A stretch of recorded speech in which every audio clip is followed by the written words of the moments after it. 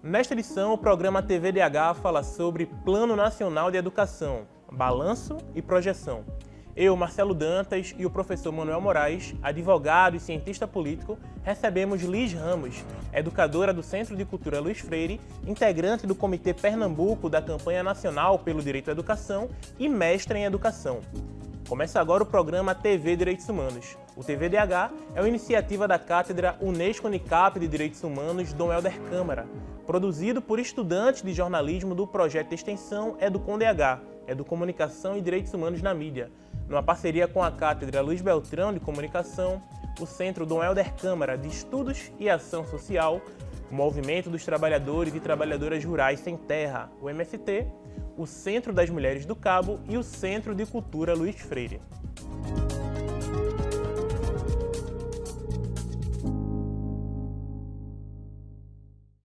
Em 25 de junho de 2014, a então Presidenta da República, Dilma Rousseff, sancionava a Lei número 13.005, que estabelece o Plano Nacional de Educação, o PNE, para o decênio de 2014 a 2024, como previsto no artigo 214 da Constituição Federal, que tem o objetivo de alcançar a erradicação do analfabetismo, universalizar o atendimento escolar, dentre outras metas.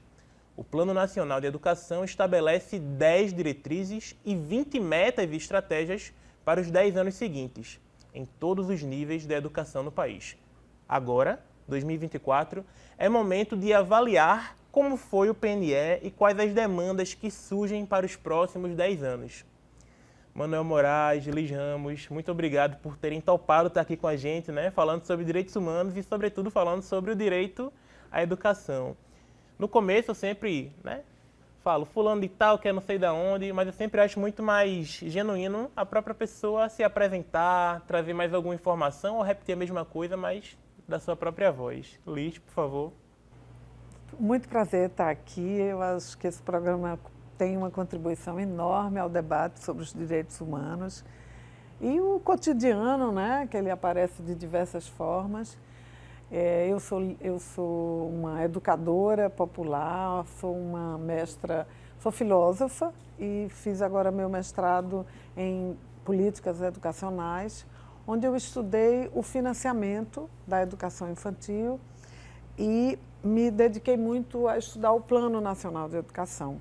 Como militante da Campanha Nacional pelo Direito à Educação, o plano tem sido um tema que nós lutamos muito, enfocamos muito, porque, na verdade, é um compromisso de 10 anos, quer dizer, vai para além das gestões a nível municipal, a nível estadual, a nível federal. Quer dizer, não é um plano de um governo, é um plano da sociedade, é um plano do Estado brasileiro, E ele tem, na sua construção, ele é muito simbólico para o movimento social, para os movimentos políticos em torno da educação, porque ele articulou não apenas gestores, mas ele articulou os movimentos sindicais dos profissionais da educação, ele articulou movimentos da sociedade, então ele tem movimentos de EJA, movimentos de pessoas com deficiência, movimentos de deficientes auditivos, surdos mudos. Ele articulou o movimento negro, o movimento indígena. Quer dizer, tem uma mobilização na sociedade pelo direito à educação, querendo trazer as identidades, múltiplas identidades que existem na sociedade, para o debate da educação. Então, nesse sentido, nós da campanha, por exemplo, tivemos muita mobilização ainda no primeiro plano, que foi durante o governo de Fernando Henrique Cardoso e um pouco no primeiro governo Lula. Em seguida, para a construção desse novo plano, que está já terminando o seu processo, e nos mantemos firmes na discussão do próximo plano, onde uma das coisas que a gente entende que são atuais as dimensões de enfrentamento das desigualdades educacionais. A gente tem um país muito desigual. A gente tem um país onde a educação no campo é muito diferente da educação na cidade. A educação das pequenas cidades, as cidades mais pobres, é muito diferente das cidades mais ricas ou dos estados. A desigualdade é um enfrentamento, precisa ser enfrentado. a dimensão da qualidade como uma coisa a ser alcançada, porque a gente ainda tem situações em que falta banheiro, falta material, falta professor, quer dizer, tem uma série de questões que implicam diretamente na qualidade, a valorização dos profissionais da educação, a gestão democrática e o financiamento. Então a gente vê que, né, essa luta encampada pela campanha é ótima, mas encampada pela campanha, ela está totalmente de acordo com o que dizem essas diretrizes, né, o que dizem essas metas. A gente entender, né, o que é possível para chegar lá, talvez. E aí eu já vou passar a bola para Manuel, pedindo também para ele se apresentar para quem nos acompanha. Já vou lançar também uma pergunta de que foi assinado em 2014, estamos em 2024, mas passamos por processos políticos muito intensos, né? Nesses 10 anos, passamos por golpe de Estado, passamos pelo crescimento, né, do movimento fascista no Brasil. Como é que a gente consegue ver, Manuel, refletido esse aspecto político para a educação, para conseguir cumprir um plano que visa melhorar a educação do país?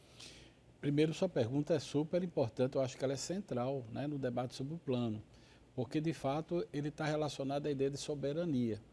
E, no meu lugar, né, eu sou advogado, cientista político, né, e aqui, Manuel, eu tenho essa experiência de também ativista em direitos humanos, por isso, para mim, é uma alegria estar com o Lins aqui, uma referência para a gente da área da educação. Quando a gente pensa em soberania, a gente pensa em projeto de país. Então, o plano está associado diretamente a que país nós queremos, que sociedade nós queremos construir. Então, você tem ali não só a questão orçamentária, que ela é central, porque a partir dessas escolhas e desses valores, você tem que ter o financiamento. E a luta do piso da educação é legítima, para que os professores tenham um básico, para que a partir desse básico você possa avançar. O piso não é o teto, o piso é o básico. Então, as prefeituras estão autorizadas a pagarem mais do que o piso. O piso é a luta para que você tenha a dignidade da educação. Mas a educação no Brasil é um desafio maior porque ele tem a ver, como Paulo Freire falava, da perspectiva republicana. Como é que a gente constrói uma república? Construir a república é consolidar o espaço público, né? Ou seja, você tem um espaço do privado, que no caso da educação é uma educação complementar, mas do ponto de vista da educação pública, ela é um direito. Então, a lógica da educação como direito é completamente diferente da lógica da educação como privilégio. Outro dia alguém dizia para mim, não, a diretora pode expulsar um aluno. Veja, isso não existe mais no Brasil, a partir da LDB, a partir da educação, do Estatuto da Criança e Adolescente. Não existe mais a figura da expulsão, porque a educação é um direito. Você não pode tirar o direito ao oxigênio. Então, você não pode tirar o direito de uma criança estudar na escola. Agora, a escola privada, como complementar, é uma relação de contrato capitalista. Você contrata um serviço que pode ser prestado e se ambos os lados discordarem desse serviço, rompe o contrato, portanto a criança sai. Mas ela sempre vai ter a retaguarda da escola pública, porque ela é um direito, não é um contrato. O que nós estamos discutindo no Brasil ainda, e esse é o grande desafio do plano, é como avançar na lógica republicana, como avançar numa educação que seja naquela visão gramsciana, né? Uma escola que avance daquela perspectiva de escola unitária, que seja uma escola polifásica, que ela tenha a pluralidade dela, que ela seja diversa, né? Não pode ser uma escola que exclua as diversas matrizes indígenas, quilombolas, veja, as educações, né? Veja, a educação pública, ela precisa ser pública, gratuita e de qualidade. Maravilha. A gente conseguiu estabelecer algumas bases, né, para a nossa discussão e nos próximos blocos a gente vai continuar aprofundando. No próximo bloco a gente tem a reportagem de Rafael Negrão, que nos apresenta dados sobre a alfabetização e o analfabetismo no país. A gente volta no instante.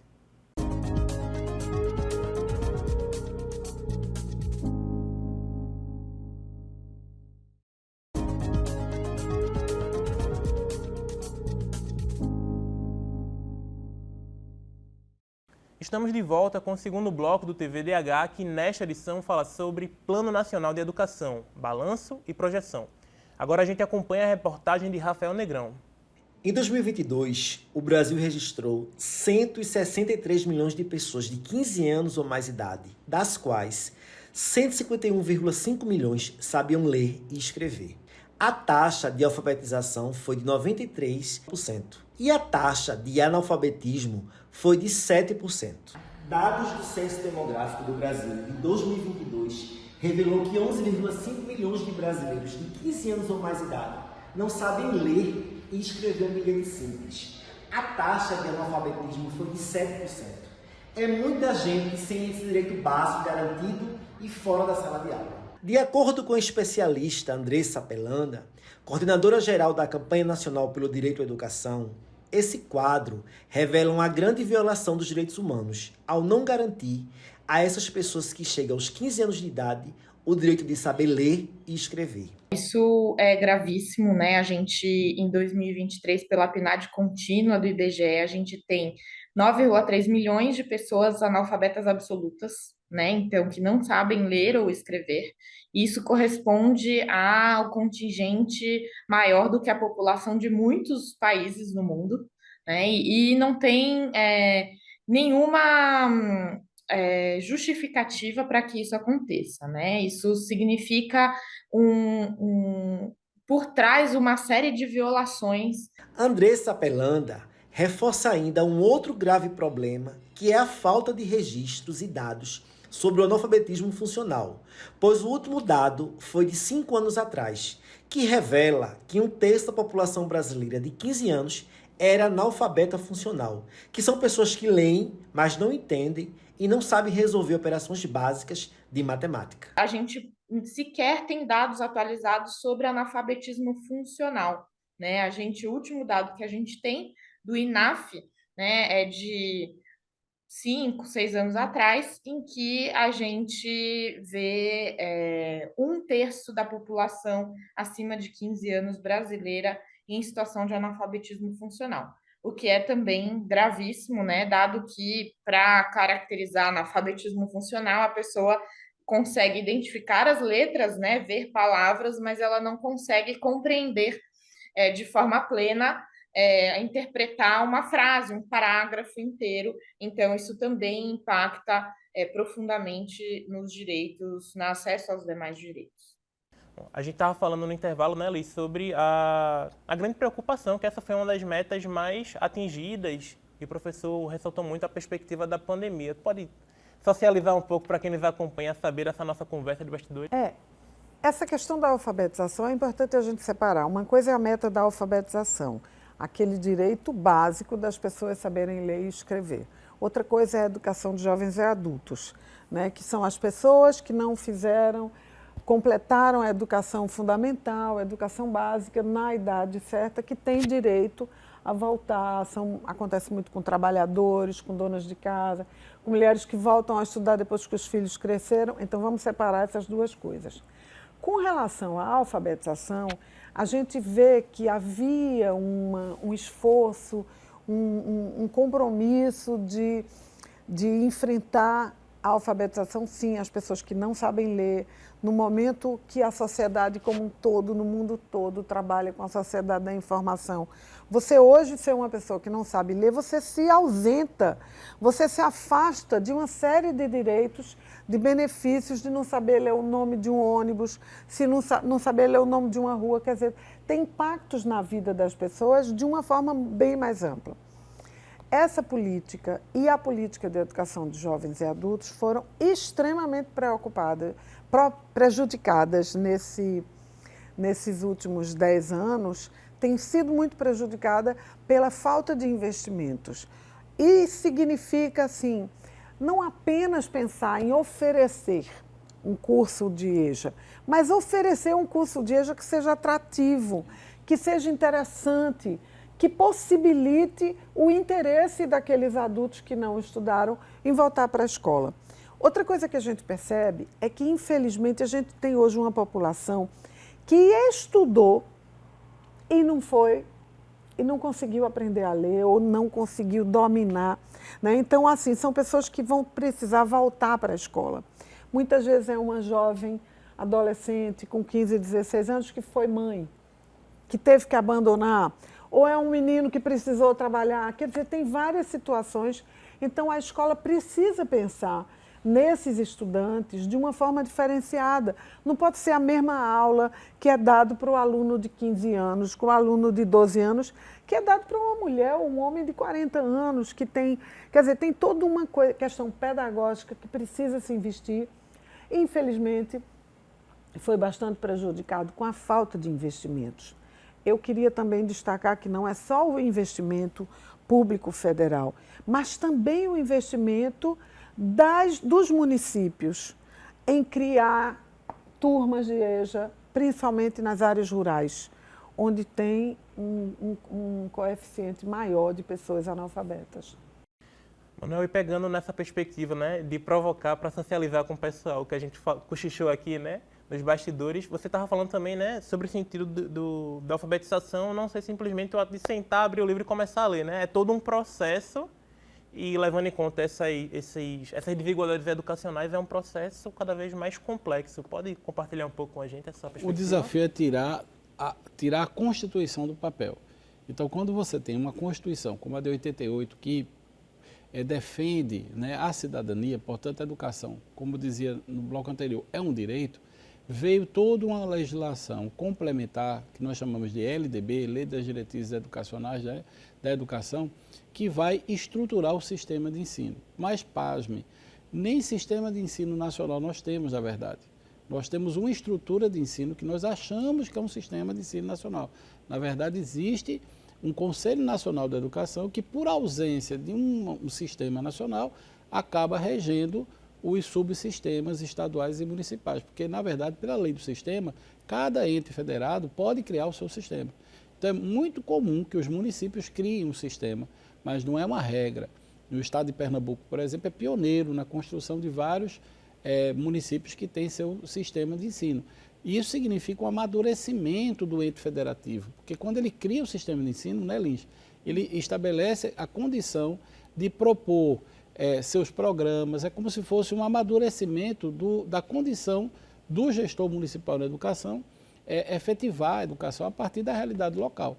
Então é muito importante que a educação seja organizada a partir de uma perspectiva de sistema, que nós tenhamos gestores, ordenadores de despesas. Isso é um detalhe importantíssimo, porque muitos dos gestores da educação no Brasil são secretários de educação, mas não são ordenadores de despesa.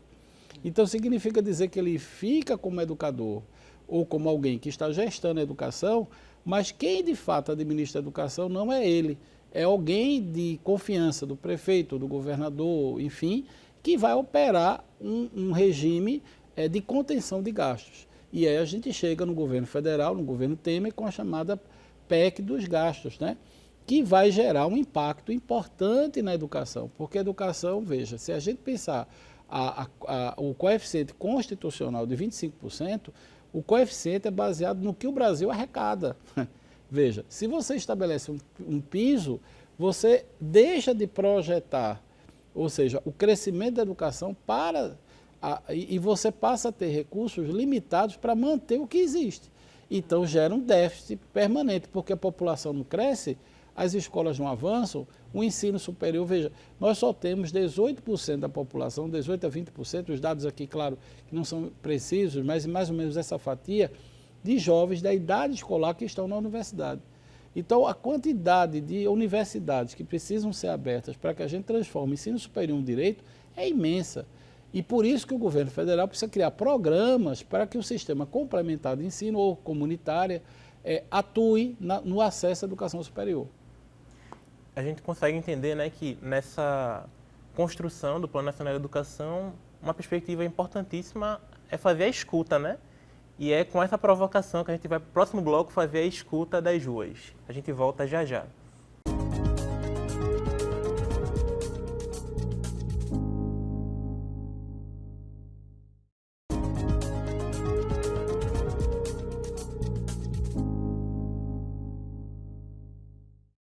Estamos de volta com o terceiro bloco do TVDH, que nesta edição fala sobre Plano Nacional de Educação, balanço e projeção.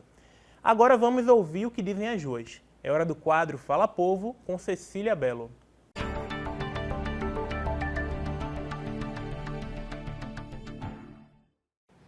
Segundo o portal de transparência do governo, em 2023, mais de 34 bilhões de reais foram destinados à educação básica no Brasil. Esse período compreende desde a pré-escola ao ensino médio. Porém, uma pesquisa realizada pela Organização para a Cooperação e Desenvolvimento Econômico, a OCDE, diagnosticou que o Brasil investe 174% menos nos estudantes em comparação com os outros 78 países que participaram da pesquisa. O volume de dinheiro e onde está sendo aplicado influenciam na qualidade do ensino. Por isso, fomos às ruas perguntar: como você acha que a educação pública pode melhorar? Eu acho que pode melhorar com o ensino integral, com uma educação infantil de mais qualidade, com mais investimento público, né? Se percebendo as necessidades das crianças, com a educação também que contemple as crianças com necessidades especiais, né? Eu acho que no ensino fundamental, acho que tem que ter mais qualidade, tem que ter mais seriedade, tem que seguir um currículo que seja apropriado com o que a gente está vivendo, com as questões ambientais, com as questões econômicas, com as questões voltadas ao consumo, com uma visão crítica, mas essa qualidade não só, essa qualidade tem que vir para a escola pública, esse investimento tem que acontecer, porque a gente fala muito, a escola boa é a escola privada, não. Essa qualidade que a gente vê no ensino público, essas especificidades, esse cuidado, é importante que venha, é necessário, é urgente, porque a gente tem muitas condições de excelentes profissionais. Eu acho que vai levar por meio de um balanceamento dos gastos, porque no Brasil você se investe, se eu não me engano, 4 vezes mais em universidades públicas do que em escolas públicas. Então, é só uma adequação, porque não se constrói casa pelo teto, se constrói pela base. Olha, isso é assim, tem muitos aspectos, mas eu acho que investimento é um dos primeiros, porque tem muito dinheiro que é desviado da educação pública, entendeu?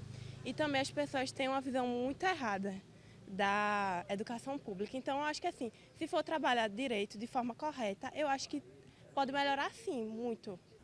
Manuel, de vez em quando sempre de vez em quando, tem aquela questão, né? O que é privado é bom, o que é público é ruim, tem até uma dificuldade para entender o que é público, o que é o privado, e como é que isso se reflete na educação, Manuel? Veja, nós tivemos um documento fundamental na no início do século passado, que foi o Manifesto dos Educadores. E aquele manifesto que tinha Anísio Teixeira e vários grandes educadores que fundamentam a base do que nós chamamos de estrutura de ensino hoje, eles entendiam que o Estado brasileiro precisava avançar. Então, o Brasil era essencialmente agrário e estava se transformando em um país urbano, e esse processo de transição do rural para o urbano estava acompanhado com a mudança política da sociedade. Então, o surgimento dos movimentos sociais, do movimento sindical, que exigia direitos, que exigia letramento, que exigia acesso à educação. Porque o Brasil sempre foi uma ilha de alfabetizados, né? Ou seja, desde que nós fomos colônia de Portugal, que se entendeu com muita radicalidade que a educação é poder. Tanto que as primeiras faculdades de Direito chegam aqui em 1826, enquanto que na América Espanhola já haviam 36 faculdades, né, universidades. Então, essa diferença mostra como o Império Português, como a cultura portuguesa entendia a educação como um monopólio. E aqui, quando a gente torna-se, digamos, república, não foi feito um projeto de acesso à população negra, muito menos aos indígenas. Isso só vem acontecer com a Constituição de 88.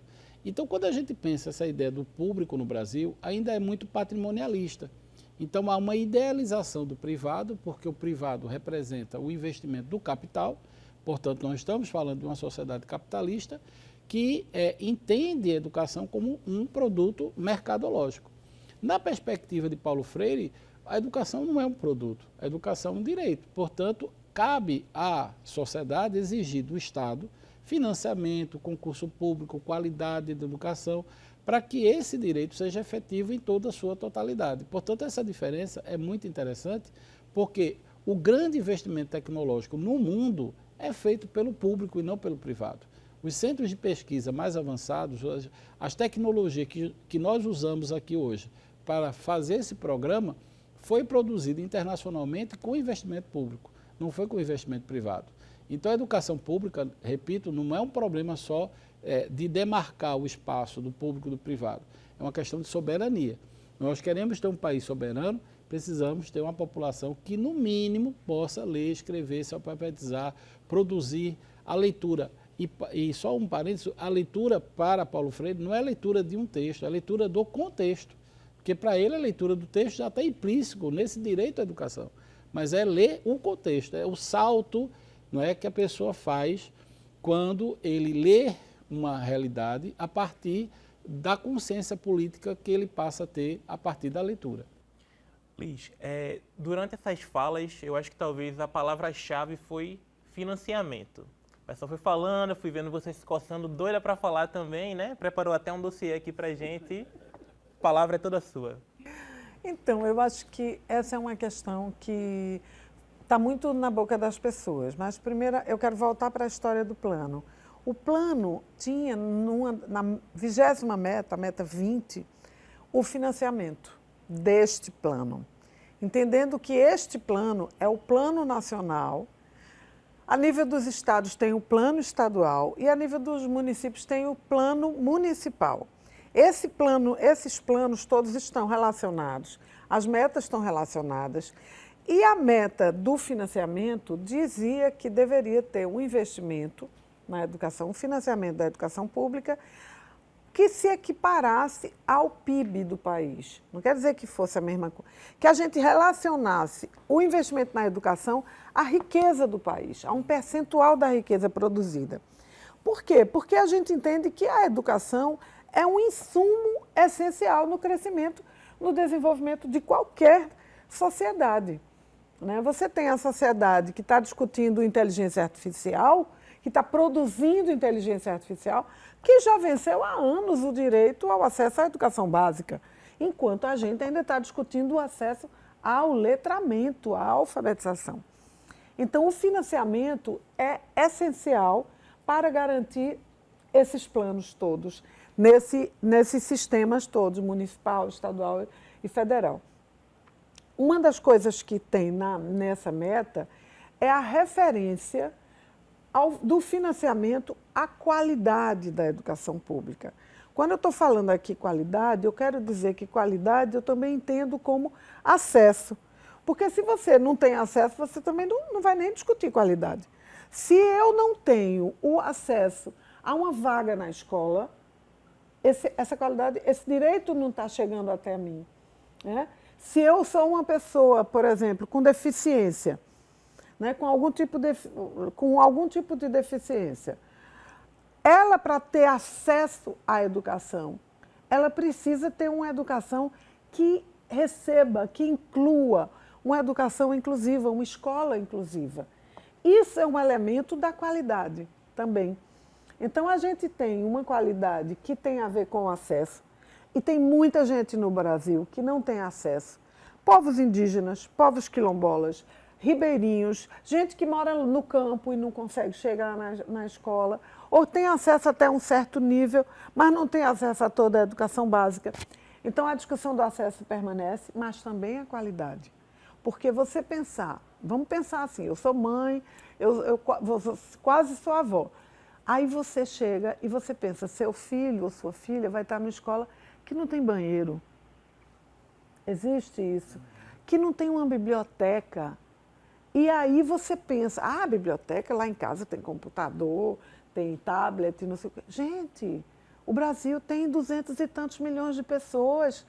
Tem gente que não tem um livro dentro de casa. Tem muita criança que não tem uma revista dentro de casa. O acesso à leitura, à alfabetização, ao letramento, etc. e tal, não pode ficar dependendo. Tem que ter dentro da escola. A escola tem que ter uma qualidade para oferecer as condições de aprendizagem que cada criança, cada adolescente, cada adulto necessita e tem que ter um financiamento adequado para isso. E essas condições também elas são importantes para os profissionais de educação, né, Liz? Porque quando você melhora uma estrutura física de uma escola, você está melhorando para as duas partes ou muito mais, na verdade, né? E essa foi uma pequena amostra do que a gente vai ver no quarto bloco. Acompanhe a gente que já já estamos de volta.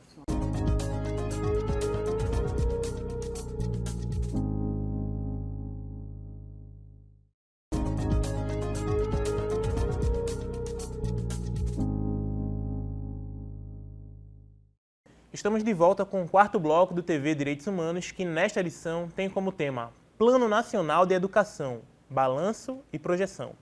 Agora, Liz Ramos e Manuel Moraes respondem uma pergunta enviada por quem acompanha o nosso programa. É o momento do quadro Educar para os Direitos Humanos, com Alex Souza.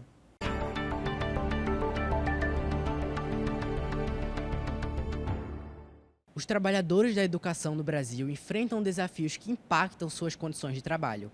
Podemos citar a remuneração, a capacitação dos professores, a infraestrutura e a falta de condições adequadas. O Plano Nacional da Educação, o PNE, estabelece metas no Brasil e busca melhorar a qualidade do ensino. Mas, para que elas sejam atingidas, o compromisso do poder público se faz necessário, investindo em políticas que possam garantir o suporte aos educadores. Para fazer uma pergunta aos nossos convidados, hoje trouxemos Marília Cibele, diretora de Assuntos Educacionais do Sindicato dos Trabalhadores em Educação de Pernambuco, o SINTEP. Minha saudação a todos e todas que fazem e participam da TV Direitos Humanos, agradecendo ao convite. E a minha pergunta é a seguinte: o que esse novo Plano Nacional de Educação pode contribuir para a melhoria das nossas condições de trabalho, visto que o estado de Pernambuco é um dos estados que a rede estadual de ensino, por exemplo, a maior parte das escolas não são climatizadas. Temos inúmeros problemas de falta de material, desde livro didático, material de acervo nas bibliotecas, bancas escolares, cadeiras e falta de material. O que esse novo plano pode contribuir para melhorar a nossa prática docente? A gente agradece a Marília Cibele, diretora de Assuntos Educacionais do SINTEP, Sindicato dos Trabalhadores e Trabalhadoras em Educação de Pernambuco, pela pergunta. E eu acho que essa pergunta também diz muito sobre a proposta do programa, né? A gente está fazendo um balanço e eu acho que isso já faz assim, projeção, né? E aí, Liz, como é que tu responde essa pergunta? Esse plano tem um desafio como o anterior tinha, né? Que é a questão da valorização dos profissionais da educação. E quando a gente fala de valorização, implica em vários aspectos. Implica em reconhecimento da profissão, valorização no sentido salarial, valorização no sentido de uma carreira de professor, valorização no sentido de estar possibilitando também o professor a investir na sua formação. Então, tem uma meta que está numa outra meta, que é a questão da pós-graduação, do mestrado.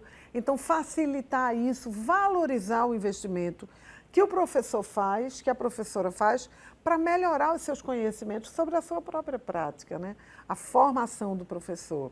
Tem um outro aspecto também importante, que é valorizar a participação dos professores na gestão da escola, aquilo que a gente chama da gestão democrática, né? A gestão não pode ser vista apenas como uma questão técnica. Ah, não, quem é o bom gestor, o bom executor. A gestão tem que ter as escutas de quem está naquele ambiente.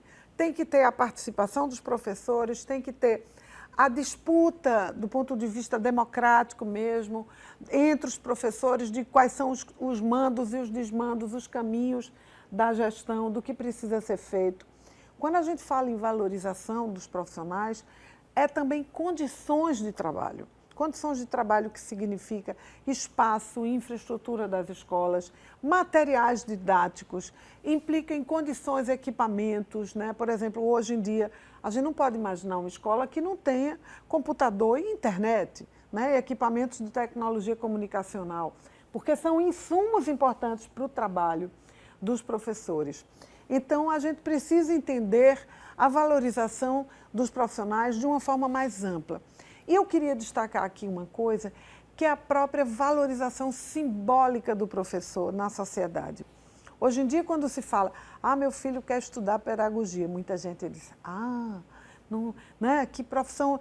Essa valorização da profissão precisa ser trabalhada, porque ninguém substitui o professor. Não é o técnico que é um bom mecânico que vai ensinar a educação profissional de um menino de 14, 15 anos, que tem outras questões na cabeça. Então, o professor é aquele que estudou, que se formou, que exercitou. Ele tem uma profissão.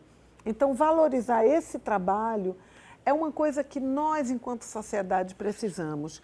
Eu fico muito preocupada quando eu vejo como a mídia investe para dizer, para criticar que o professor é assim, que o professor é assado, que o professor fez isso, fez aquilo. Quando a gente investe muito pouco de dizer quantas coisas boas os professores fazem para a educação da sociedade. Então, eu acho que a gente precisa investir materialmente na profissão dos professores. A gente precisa investir intelectualmente na formação dos professores, mas a gente precisa investir também simbolicamente em valorizar o papel do professor para a sociedade. Manuel, depois dessa fala de Liz, eu lhe deixo com a difícil missão de complementar a pergunta de Cibele. Não, veja, eu acho que a primeira ideia é considerar que cada escola, ela, a partir da LDB, ela tem que construir seu projeto político-pedagógico. Então, a construção do projeto político-pedagógico passa por compreender o plano. Então, o plano sai do papel na medida em que cada escola faz um diagnóstico. Eu estou numa escola assim, eu sou uma escola assado, eu estou em que lugar neste desafio. Veja, o plano ele é complexo, porque a educação é complexa. Então, imagina um grande quebra-cabeça em que cada pedacinho, né, se bem organizado, se bem estruturado, pode gerar um painel. O que a gente quer é que nesse painel seja plural, inclusivo, não capacitista, né? Então a gente quer uma educação que tenha como fotografia a diversidade que nós somos enquanto povos originários, quilombolas, dentro do contexto urbano, da nossa pluralidade linguística, que respeite também o acesso a outras línguas. Então veja que essa ideia é na prática o seguinte: já que a gente não pode democratizar o capitalismo, a gente pode democratizar os bens culturais que o capitalismo produz, não é? Ou seja, a cultura pode ser democratizada a partir dessa gestão pública do conhecimento. Então é por isso que a educação enquanto projeto, ele pode gerar essa possibilidade de acesso. Agora, uma coisa muito interessante, que lá atrás sempre foi uma polêmica, a gente não defende a ideia de que a educação gera emprego. Essa visão de que a educação gera emprego, ela tem uma visão fordista, uma visão que a gente chama assim de uma visão muito conservadora da educação, porque ela, inclusive, teve um efeito prático. Ela produziu uma escola de quatro turnos, porque o objetivo era formar rapidamente um letramento rápido para que a população pudesse ter acesso ao emprego e renda. E isso produziu vários desvirtuamentos. Veja que hoje que nós estamos discutindo é a escola de tempo integral. Então, a escola de tempo integral não é mais aquela escola de 4 horas, de 4 turnos. É uma escola que a criança passa 6, 8 horas na escola. Agora, é evidente que para isso acontecer, precisa de recurso, né? É muito mais desafiador um professor de matemática ter 4 horas geminadas com um professor de português ou de letras, enfim, do que você ter um encontro por semana. Então, esse desafio pedagógico está dentro de um projeto maior, que é a ideia do plano. O plano, portanto, ele é, como disse muito bem, Liz apresentou muito bem, ele é uma proposta de educação integral. Se essa educação não for integral, ela não serve aos trabalhadores. Porque se existe isso na perspectiva dos grandes projetos, do que nós chamamos de educação privada, por que isso não pode ter acesso para a educação pública e para o filho dos trabalhadores? Ou seja, a educação ele é o momento em que nós podemos dar equilíbrio. Isso quando a gente está falando da educação fundamental e médio, mas da educação superior não tem jeito. Ou tem investimento público ou não existe educação superior. E é com a palavra, né, dos educadores que a gente vai fazer um breve respiro para voltar para o nosso 5º e último bloco. Já já a gente está de volta.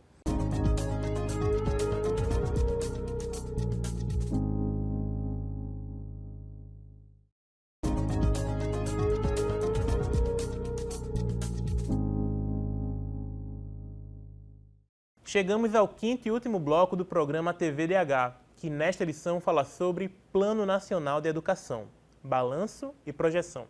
Para isso, contamos com a presença do professor Manuel Moraes, advogado e cientista político, e de Liz Ramos, educadora do Centro de Cultura Luiz Freire, integrante do Comitê Pernambuco da Campanha Nacional pelo Direito à Educação e mestra em Educação. Bom, começamos a partir do último bloco a fazer a projeção do que a gente se propõe no título do programa, né? E aí, vou começar com o Manuel. Manuel, o que é que a gente pode projetar para esse novo PNE, onde é tão importante a participação social, né? Para esses novos 10 anos, o que é que a gente pode estabelecer como metas possíveis de serem alcançadas para esses próximos 10 anos? Eu acho que o primeiro desafio é que seja efetivado uma pauta de direitos humanos na educação. Esse novo plano, como já havia no anterior, mas esse novo, ele contempla mais essa perspectiva da educação em direitos humanos. É um grande desafio porque envolve o enfrentamento à chamada escola sem partido, a ideia de neutralidade da educação. É preciso enfrentar, eu acho que é muito importante que a gente trate disso, a tentativa de projetos de militarização das escolas, que seria a contramão do plano, né? Você militarizar, e inclusive já saiu um parecer dizendo da sua inconstitucionalidade, né? Ou seja, a ideia de militarizar escolas fere o princípio básico da liberdade de pensamento, de expressão e do papel republicano que, eu repito, a escola deve ter. Então, a minha esperança é que a escola seja isso, um instrumento aberto, um equipamento público, mas essencialmente um espaço constitutivo da identidade cidadã. Liz, o que projetar para o novo PNE? Vou destacar 3 questões. Primeiro, a questão acesso. A gente tem acesso, significa acesso à educação fundamental, à educação, ao ensino médio e também à educação superior. E aí, acesso que enfrente as desigualdades que nós vivemos. Nós temos uma sociedade extremamente desigual. Quando a gente fala de acesso, a menina que trabalha, que estuda e que mora na cidade tem acesso a coisas que uma menina que mora na zona rural de um município periférico não tem. Então, essas desigualdades precisam ser enfrentadas. Então, pensar em acesso é pensar também nas desigualdades e nas identidades. Por exemplo, a gente sabe que um jovem trans hoje encontra dificuldades de acesso a várias escolas, encontra o preconceito, encontra a intolerância. Então, a gente tem enfrentar o debate do acesso e as políticas de acesso, considerando as dimensões de gênero, de raça, de etnia, de território. Essa é uma questão importantíssima. A outra questão é a grande disputa pela qualidade. A qualidade no sentido das condições de trabalho, a qualidade das condições de existência, estar dentro de uma escola confortável, que seja acolhedora, que seja segura, que tenha equipamentos, que tenha materiais, que tenha biblioteca. É impensável que a gente tenha hoje uma maioria das escolas públicas que não tem biblioteca. A gente não pode aceitar isso como uma coisa simples porque não tem dinheiro. Não, tem que ter uma biblioteca, tem que ter equipamento eletrônico, tecnologia de acesso aos estudantes e aos profissionais. Então, a questão da qualidade, por exemplo, como é que você pensa uma escola integral, Manuel, se você não tem uma quadra de esportes, se você não tem um espaço livre de lazer? Quem vai passar 8 horas dentro de uma escola tem que ter um momento de descanso, tem que ter uma alimentação. Né? A escola não pode ser gaiola. Então, tem um debate sobre a qualidade, que é fundamental de que aconteça, que tenha a escuta dos estudantes e dos profissionais. E, por último, a discussão sobre o financiamento. Né? Nós, da campanha, defendemos um referencial de financiamento chamado custo-aluno-qualidade, que é considerar um conjunto de insumos que garantam a qualidade, isso que eu estou falando, né? Ter quadra, ter alimentação, ter material didático, ter o número de estudantes dentro de uma sala, ter climatização. E quanto custaria isso? O financiamento seria referendado neste custo-aluno-qualidade. Quer dizer, um financiamento que garanta um padrão de qualidade, considerando ainda que esse financiamento está atrelado à riqueza do país, ao PIB produzido e atrelado também ao fortalecimento do controle social e da gestão democrática, da participação da sociedade nos mandos e desmandos da educação. A gente precisa enfrentar esse debate da qualidade da educação como um bem do Estado brasileiro, da sociedade brasileira. Então, todos nós temos um compromisso de financiar adequadamente a qualidade dessa escola.